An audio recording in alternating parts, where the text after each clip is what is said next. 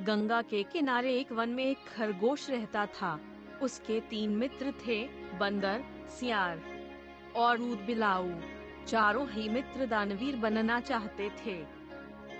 एक दिन बातचीत के क्रम में उन्होंने उपोषद के दिन परम दान का निर्णय लिया, क्योंकि उस दिन के दान का पूर्ण फल प्राप्त होता है, ऐसी बौद्धों की अवधारणा रही है। जब उपोषद का दिन आया तो सुबह सवेरे सारे ही मित्र भोजन की तलाश में अपने अपने घरों से बाहर निकले।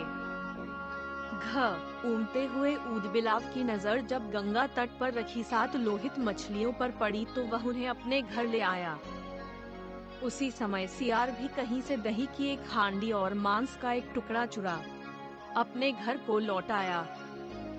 उछलता कूदता बंदर भी किसी बाग से पके आम का गुच्छा तोड़ अपने घर ले आया। तीनों मित्रों ने उन्हीं वस्तुओं को दान में देने का संकल्प लिया, किंतु उनका चौथा मित्र खरगोश तो कोई साधारण प्राणी नहीं था। उसने सोचा यदि वह अपने भोजन अर्थात घास पात का दान जो करे तो दान पाने वाले को शायद ही कुछ लाभ होगा। अतः उसने उपोषद के अवसर पर याचक को परम संतुष्ट करने के उद्देश्य से स्वयं को ही दान में देने का निर्णय लिया। उसके स्वयं के त्याग का निर्णय संपूर्ण ब्रह्मांड को दोलायमान करने लगा और शक्त के आसन को भी तप्त करने लगा। वैदिक परंपरा में शक्त को शक्र या इंद्र कहते हैं। शक्त ने जब इस अति अलौकिक घटना का कारण जाना तो सन्यासी के रूप में वह चारों मित्रों की दान परायणता की परीक्षा लेने स्वयं ही उनके घरों पर पहुँचे।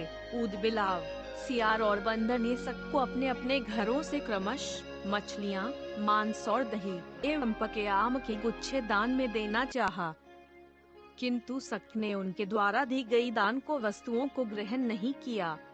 फिर वह खरगोश के पास पहुँचे और दान की याचना की।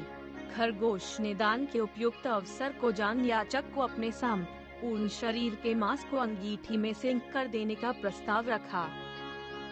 जब अंगीठी जलाई गई तो उसने 3 बार अपने रोमों को झटका ताकि उसके रोमों में बसे छोटे जीव आग में न जल जाएं। फिर वह बड़ी शालीनता के साथ जलती आग में कूद पड़ा। सब उसकी दानवीरता पर स्तब्ध हो उठे। चिरकाल तक उसने ऐसी दानवीरता न देखी थी और न ही सुनी थी। हाँ, आश्चर्य, आग ने खरगोश को नहीं जलाया क्योंकि वह आग जादुई थी।